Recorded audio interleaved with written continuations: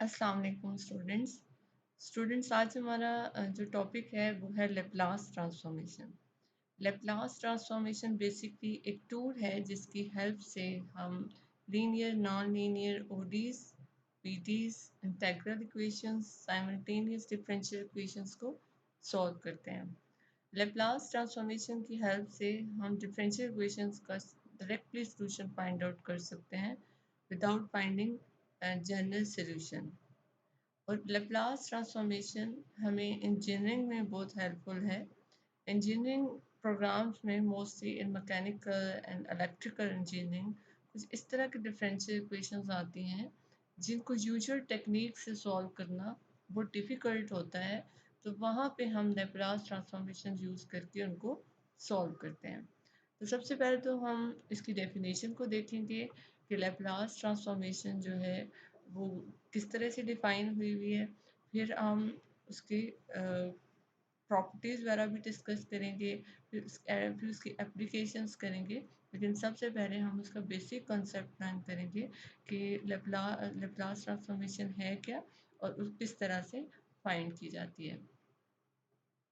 Here we have the definition of Laplace transformation. Let f of t be function defined for all positive values of t, then f of s is equal to integral from 0 to infinity e power minus st f of t dt. F of s is Laplace transformation of f of t. Laplace transformation में हम time domain से frequency domain में जाते हैं। Provided the integral exists, is called the Laplace transform of f of t. It is denoted as Laplace transform of f of t is equal to f of s. अगर f of s लिखा हुआ है that means the Laplace transformation of f of t is equal to integral from 0 to infinity e minus st f of t dt. हमें एक function दिया होगा f of t और उस पर अगर हमने लेप्लास ट्रांसफॉर्मेशन फाइंड करनी है तो हम इसकी इस डेफिनेशन को यूज़ करते हुए उसकी लेप्लास ट्रांसफॉर्मेशन फाइंड करेंगे।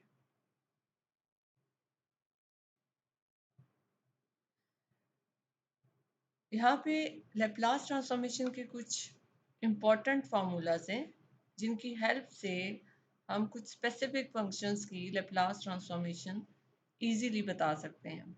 सबसे पहले है Laplace transformation of 1 is equal to 1/s। अगर कोई कांस्टेंट है उसकी अगर हमने लेप्लास ट्रांसफॉर्मेशन फाइंड करनी है तो वो आ रही है 1/s। ये 1 है तो इसकी 1/s है। अगर for example f of t is equal to 2 हो तो उसकी लेप्लास ट्रांसफॉर्मेशन आएगी 2/s। अगर f of t is equal to 3 हो तो उसकी लेप्लास ट्रांसफॉर्मेशन आएगी 3/s।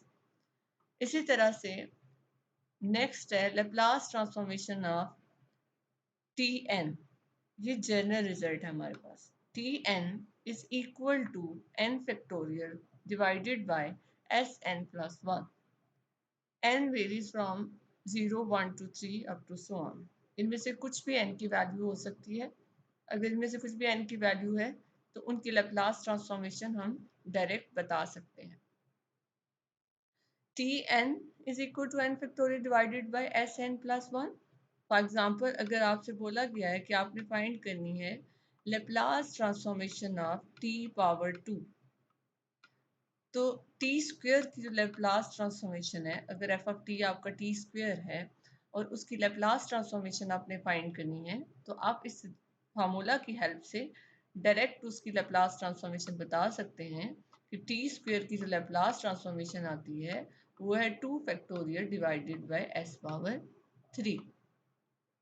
इसी तरह से अगर आपने Laplace transformation of T cube find करनी है तो उसकी आ जाएगी 3 फैक्टोरियल डिवाइडेड बाय एस की पावर 3। हम इसके बाद ये जो फार्मूलाज हमने यहाँ पे लिखे हैं ये actually F of T T N इसको लेप्लास ट्रांसफॉर्मेशन की डेफिनेशन के अंदर पुट करके ही ये जनरल रिजल्ट्स आए हैं हमारे पास। तो ये भी हम देखेंगे कि ये हमारे पास किस तरह से आए हैं। डेफिनेटली इनके प्रूफ भी हम फर्दर आगे डिस्कस करेंगे। थर्ड रिजल्ट है लेप्लास ट्रांसफॉर्मेशन ऑफ ई की पावर 8। यानी अगर आपके पास फंक्शन जो है एफ ऑफ टी जो है वो कोई एक्सपोनेंशियल फंक्शन है और उसकी लैप्लास ट्रांसफॉर्मेशन आपने फाइंड करनी है, तो आपके पास आएगी 1/s-a। अब a जो है वो जनरली यूज हुआ है। अगर आपके पास एक्सपोनेंशियल फंक्शन है, Laplace transformation, you have to find Laplace transformation of e की पावर 3t। यहाँ पे a की जगह पे 3 है तो इसकी Laplace ट्रांसफॉर्मेशन इस फार्मूला की हेल्प से हम डायरेक्ट बता सकते हैं कि इसकी जो Laplace ट्रांसफॉर्मेशन है वो है s-3। इसी तरह से अगर आपने Laplace ट्रांसफॉर्मेशन फाइंड करनी है, अब जरूरी तो नहीं है कि a की वैल्यू यहाँ पे, अब यहाँ पे हो सकता है -3t होता, इसकी लैप्लास ट्रांसफॉर्मेशन हमारे पास आती 1/, सिंपली यहाँ पे ये माइनस माइनस प्लस हो जाता तो ये s+3 आ जाता। इसी तरह से एक्सपोनेंशियल फंक्शन हो गया, और t की पावर अगर n में है या कोई कांस्टेंट है तो उनकी लैप्लास ट्रांसफॉर्मेशन आप इस तरह से फाइंड करते हैं। नेक्स्ट है हमारे पास हाइपरबोलिक ट्रिग्नोमेट्रिक फंक्शंस साइन और कॉस के। cos हाइपरबोलिक at हो, उसकी लैप्लास ट्रांसफॉर्मेशन फाइंड करनी हो तो आपके पास आती है s/s² - a²। यानी कि a की वैल्यू 2 है, 3 है या 4 है, वट कुछ भी है, तो आप उस हिसाब से इसकी लैप्लास ट्रांसफॉर्मेशन बता सकते हैं। जैसे कि फॉर एग्जांपल अगर आपने फाइंड करनी हो Laplace transformation of cos hyperbolic 3t, यानी कि a की जगह पे क्या है 3, तो आएगा s/s²-3²। इसी तरह से अगर a की जगह पे फॉर एग्जांपल 5 है तो Laplace transformation of cos hyperbolic 5t is equal to s/s²-5²। इसी तरह 5 नंबर जो हमारे पास रिजल्ट है वो है Laplace transformation of sin hyperbolic 80 is equal to a/s²-a²। अब अगर यहाँ पे a की वैल्यू चेंज होती है तो फार्मूला में a की जगह पे वैल्यू लिखते हैं। For example Laplace transformation of sin hyperbolic 5t is equal to 5 divided by s²-5²। इसी तरह अगर a की जगह पे 6 है तो 6 डिवाइडेड बाय s²-6²। 6 नंबर जो रिजल्ट है हमारे पास वो है ट्रिग्नोमेट्रिक फंक्शन ऑफ साइन के लिए कि Laplace transformation of sin at is equal to a/s²+a²। अगर आपके पास आ जाता है function f of t is equal to sin 3t, means यहाँ पे a की जगह पे क्या है 3। if you had if you have to find Laplace transformation of sin 3t, तो उसके लिए यहाँ पे अब a की जगह पे क्या है 3, इसी रिजल्ट को यूज करेंगे। सिंपल a की जगह पे 3 पुट कर देंगे, इसकी Laplace ट्रांसफॉर्मेशन आती है 3 divided by s² plus 3² 3² is actually 9, तो अब यहाँ पे 9 लिख सकते हैं। इसी तरह से Laplace transformation of cos at is equal to s divided by s² plus a²। a की वैल्यू फॉर एग्जांपल अगर cos 4t है, मीन्स यहाँ पे a की वैल्यू 4 है तो जिधर जिधर a है उस पर 4 लिख देंगे। Laplace transformation of cos 4t is equal to s divided by s² plus 4²।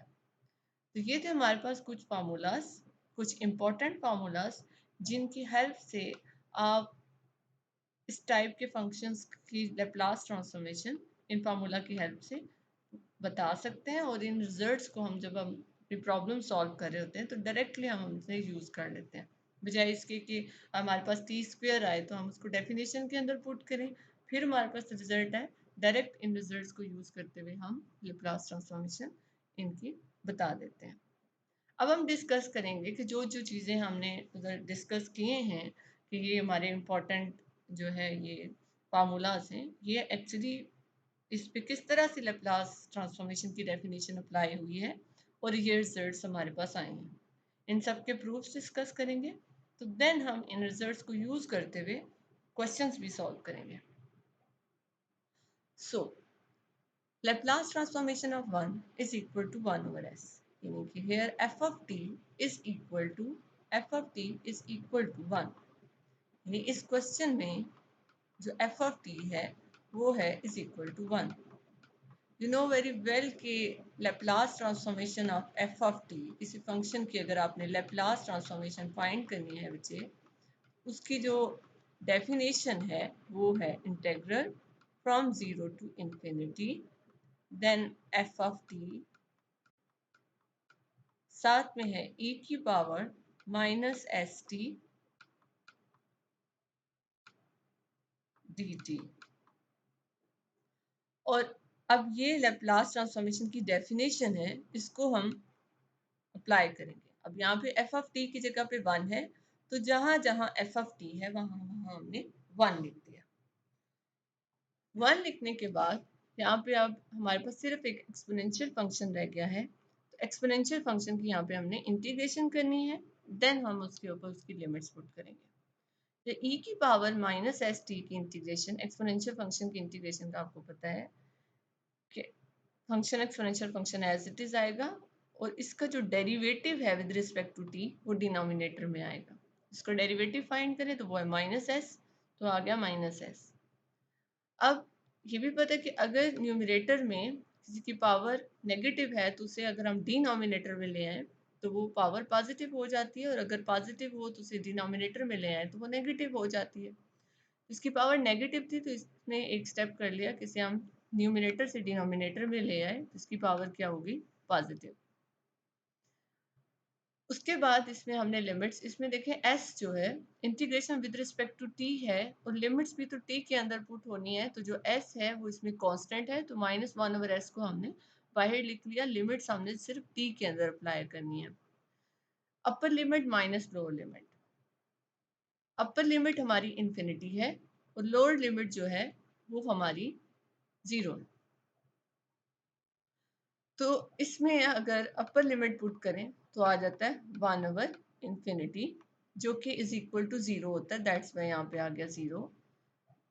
Upper limit minus lower limit होता है, ये माइनस वो हमने लगाया। लोअर लिमिट है 0 1, e की पावर जब 0 होती है बच्चों, e की पावर 0 इज इक्वल टू होता है 1 के, तो ये आ गया 1। minus minus plus, so answer is 1/s. Laplace transformation of 1 is equal to 1/s. इसी तरह से देखो अब कोई कांस्टेंट, अब यहाँ पे Laplace transformation of 1 is equal to 1/s। यहाँ पे कुछ एग्जांपल्स कोट किए मैंने। अगर Laplace transformation of 3 भी कोई कांस्टेंट है फाइंड करनी है तो वो आएगी, उसका आंसर आएगा 3/s। If you have to find Laplace transformation of E, E भी कोई कांस्टेंट है तो उसकी लेप्लास ट्रांसफॉर्मेशन आएगी ई डिवाइडेड बाय एस।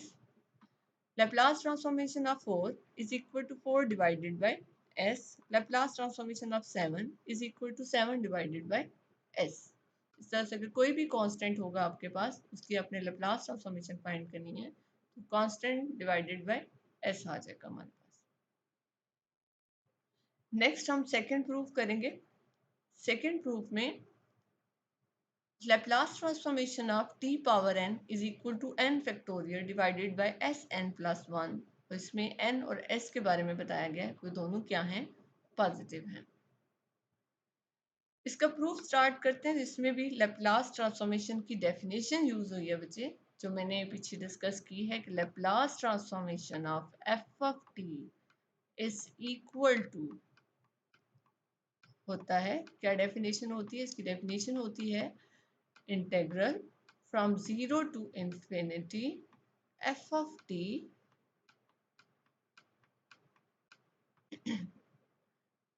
साथ में आ जाते हैं e की power minus S T T T. इसी लेप्लास ट्रांसफॉर्मेशन की जो डेफिनेशन है इसको यूज किया हुआ है, और यहाँ पे एफ ऑफ टी की जगह पे हमारे पास क्या है, एफ ऑफ टी इस केस में हमारा है टी पावर एन। उसके बाद यहाँ पे हमने सब्स्टिट्यूशन की है, इसकी इंटीग्रेशन करने के लिए सब्स्टिट्यूशन यूज की है, तो वो इजी हो जाएगा हमारे लिए। एस टी की जगह पे पुट किया, let's suppose S T is equal to X, T को सेपरेट कर लिया X over S, D T find किया D X over S, substitution की इसके अंदर। ये जो इंटेग्रल है विद रिस्पेक्ट टू एक्स है, तो इसमें जो एस है वो कांस्टेंट है, जिसको हमने बाहर लिख लिया। X over S whole power N है, इट्स मीन एक्स की power N divided by S की पावर एन। तो एस की पावर एन और एस की power one base same power Z, तो इसको हम लिख सकते हैं एस की पावर एन प्लस वन। क्योंकि कांस्टेंट है तो इसको हमने इंटेग्रल से बाहर लिख लिया इधर। Integral zero to infinity E power minus X X N D X. जब ये इंटेग्रल जो फाइनल फॉर्म में हमारे पास रह गया है, एक फंक्शन होता है गैमा फंक्शन, और वो इस तरह से डिफाइन होते हैं, उसकी डेफिनेशन है, यानी ये तो गैमा फंक्शन बन गया। Gamma function n plus one, ये इज इक्वल टू होता है n प्लस वन। इसकी जगह पे हमने लिख दिया n plus one divided by S N plus one. Gamma gamma function में एक रिजल्ट होता है gamma n plus one is equal to n factorial, जिसकी जगह पे हमने लिख दिया n फैक्टोरियल। ये बहुत ही इम्पोर्टेंट रिजल्ट है जो कि मोस्टली हमारे क्वेश्चंस में यूज होता है। Gamma function gamma n plus one is equal to n factorial.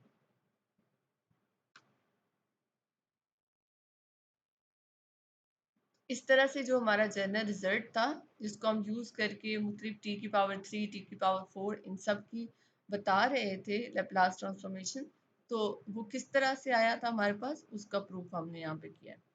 For example next में हमारे पास इसकी कुछ मतलब टी की डिफरेंट, अगर टी की जगह पे एक्स वेरिएबल भी तो हो सकता है। अगर एक्स फोर की लेप्लास ट्रांसफॉर्मेशन फाइंड करनी है तो वो आएगी four factorial divided by S power five.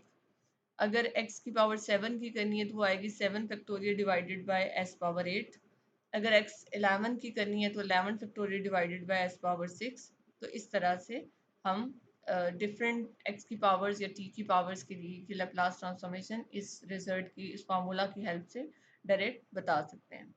Next है हमारे पास वो जो हमने किया था एक्सपोनेंशियल फंक्शन की लैप्लास ट्रांसफॉर्मेशन, जो कि इज इक्वल टू होती है one over S minus A. अब ये रिजल्ट आया किस तरह से, ये हम इसका प्रूफ करेंगे।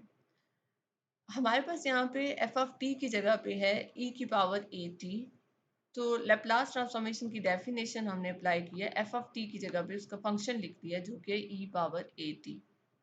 बेस सेम हो पावर जेड हो जाती हैं, so minus S T plus A T. फिर इसमें से टी को कॉमन ले लिया नेक्स्ट स्टेप में, देन माइनस को कॉमन ले लिए, और यहाँ पे सिंपल एक्सपोनेंशियल फंक्शन की इंटीग्रेशन की है। और इंटीग्रेशन करें तो उसकी जो डेरिवेटिव है वो डिनोमिनेटर में आ जाता है। उसका जो डेरिवेटिव है वो हमने डिनोमिनेटर में लिखा, तो यहाँ पे आ जाएगा minus one over S minus A. अब इसमें लिमिट्स पुट करनी है, upper limit minus lower limit. पहले भी हमने डिस्कस किया one over infinity is equal to zero, so यहाँ पे आ गया zero, minus lower limit zero, E की power zero is equal to one, one divided by one is equal to one, so here we have one. So हमारे पास result आ गया one over S minus ए। इसकी help से different exponential functions की Laplace transformation हम direct बता सकते हैं।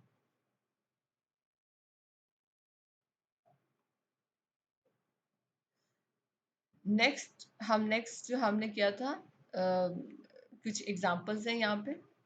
अगर आपके पास एक्सपोनेंशियल लेप्लास ट्रांसफॉर्मेशन ई की पावर थ्री टी है तो आएगा is equal to one over S minus three. अगर लेप्लास ट्रांसफॉर्मेशन ई की पावर माइनस टू टी है that is equal to one over s plus two. Laplace transformation of e की power one by two t is equal to one over S minus one by two. इस तरह से इस result को use करते हुए हम डायरेक्ट किसी भी एक्सपोनेंशियल फंक्शन की लेप्लास ट्रांसफॉर्मेशन बता सकते हैं। नेक्स्ट अब हाइपरबोलिक फंक्शंस के लिए हाइपरबोलिक ट्रिग्नोमेट्रिक फंक्शंस की लेप्लास ट्रांसफॉर्मेशन कॉज और साइन की हमने डिस्कस की थी कि उनके रिजल्ट्स ये हैं। अब वो किस तरह से हमारे पास आए हैं वो हम देखेंगे।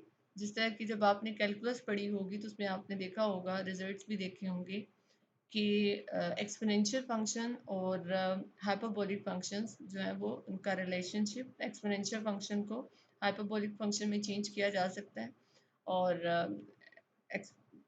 एक पर्टिकुलर उसका रिजल्ट है उसको यूज़ करते हुए, तो और इसी तरह से जो है वो हाइपरबोलिक फंक्शन को भी एक्सपोनेंशियल फंक्शन में चेंज किया जा सकता है।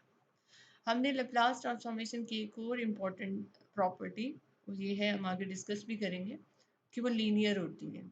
अगर वो लीनियर ना हो तो फिर हम सेपरेट सेपरेट इस पर लेप्लास ट्रांसफॉर्मेशन नहीं अप्लाई कर सकते। अगर सेंटर में एडिशन सब्ट्रैक्शन इस तरह तो है, टर्म टू टर्म हम लेप्लास ट्रांसफॉर्मेशन नहीं अप्लाई कर सकते, बिकॉज ये लीनियर है। तो हम इसमें जो है वो टर्म और टर्म बाय टर्म की लेप्लास ट्रांसफॉर्मेशन फाइंड कर सकते हैं। Laplace transformation of cos hyperbolic at, सबसे पहले तो इसको एक्सपोनेंशियल में चेंज करना है। वो रिजल्ट यहाँ पे गिवन है कि cos hyperbolic at is equal to e power at plus e power minus at divided by 2। इसके बाद क्योंकि ये लीनियर है, लेप्लास ट्रांसफॉर्मेशन लीनियरिटी की प्रॉपर्टी होल्ड करती है, that's why 1/2 Laplace transformation of e power at plus 1/2 Laplace transformation of e power minus at।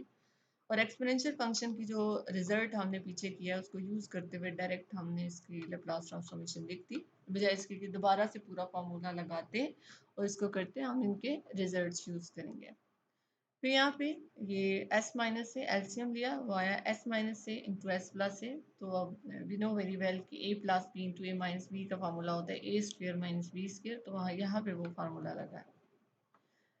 यहाँ पे s माइनस ए है तो ऊपर जाके मल्टीप्लाई होगा s प्लस से, यहाँ पे s प्लस ए है तो ऊपर जाके मल्टीप्लाई होगा s माइनस ए, तो plus a minus A cancel, so we have 2s divided by s square minus a square 2, and ये जो नीचे डिनोमिनेटर में 2 एक कैंसिल हो जाएंगे और फाइनली हमारे पास इस तरह से इसका रिजल्ट आ गया। नेक्स्ट इसी तरह से बिल्कुल सेम लाइंस पे हमने साइन हाइपरबोलिक at की लेप्लास ट्रांसफॉर्मेशन भी फाइंड करनी है, और उसके लिए उसको भी पहले हम एक्सपोनेंशियल में चेंज करेंगे और देन हम उसकी लेप्लास ट्रांसफॉर्मेशन फाइंड करेंगे। और इसके लिए इसमें उसमें रिजल्ट में सिर्फ इतना सा डिफरेंस है कि cos hyperbolic at is equal to होता है 1/2 e की पावर at प्लस e की पावर माइनस at, बट जब साइन हो तो यहाँ पे क्या आ जाता है, माइनस का साइन आ जाता है। तो यहाँ पे भी लिनियरिटी की प्रॉपर्टी से सेपरेट सेपरेट दोनों पे लेप्लास ट्रांसफॉर्मेशन अप्लाई की है, और फिर Laplace transformation of e power at लिखा है 1 over s minus a, Laplace transformation of e power minus at is equal to 1 over s plus a, और फिर इसके एलसीएम लेके इसका फाइनल रिजल्ट हमने लिख लिया। ये इस तरह से हमने फाइंड आउट कर लिया Laplace transformation of sine hyperbolic at। इसी तरह जिस तरह से हाइपरबोलिक और एक्सपोनेंशियल फंक्शन के बीच में रिलेशनशिप होता है, इसी तरह से ट्रिग्नोमेट्रिक फंक्शंस और एक्सपोनेंशियल फंक्शंस के बीच में रिलेशन होता है। जो ये रिजल्ट है हमारे पास ट्रिग्नोमेट्रिक फंक्शन ऑफ साइन का, इसके लिए भी साइन फंक्शन को पहले हम एक्सपोनेंशियल फंक्शन में चेंज करेंगे और उसका रिजल्ट यहाँ पे गिवन है। जो ट्रिग्नोमेट्रिक फंक्शंस होते हैं उसमें साथ में एओटा इन्वॉल्व होता है। और इसी तरह से cos at हो तो उसको भी पहले एक्सपोनेंशियल में चेंज करेंगे और उसकी भी उन्हीं लाइंस पे जो है वो लेप्लास ट्रांसफॉर्मेशन फाइंड करते हैं।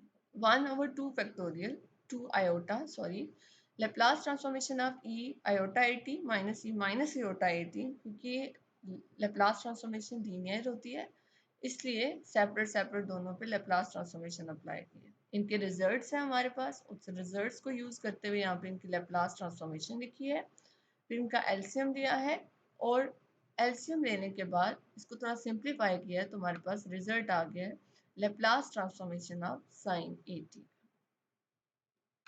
इसी तरह से नेक्स्ट cos at का भी हो तो वो भी बिल्कुल सेम लाइंस पे फाइंड करेंगे हम कि पहले उसको हमने एक्सपोनेंशियल में चेंज किया। एक्सपोनेंशियल में cos at किसके इक्वल होता है एक्सपोनेंशियल फॉर्म में, तो वो भी यहाँ पे साथ में गिवन है। इसको देखते हुए आपने इसमें उसकी वैल्यू पुट की, फिर लिनियरिटी की प्रॉपर्टी यूज़ की। लिनियरिटी की प्रॉपर्टी यूज़ करते हुए आपने इस पे जो एक्सपोनेंशियल फंक्शन की लैप्लास ट्रांसफॉर्मेशन का जो रिजल्ट है, फार्मूला है जो सबसे सेकंड स्लाइड में मैंने डिस्कस किया था, उसको यूज़ करते हुए हमने इसकी लैप्लास ट्रांसफॉर्मेशन फाइंड की। देन हमने एलसीएम लिया, और एलसीएम लेने के बाद थोड़ी सिंप्लीफिकेशन की। सिंप्लीफिकेशन के बाद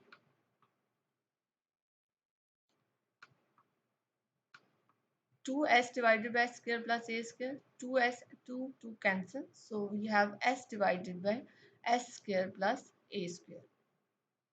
एस स्क्वायर प्लस ए स्क्वायर। इस तरह से हमारे पास हमने वन बाय वन जितने भी सबसे पहले स्टार्ट में हमने डिस्कस किए थे फार्मूलाज, उनके प्रूफ्स भी देख लिए हैं कि वो किस तरह से हुए हैं।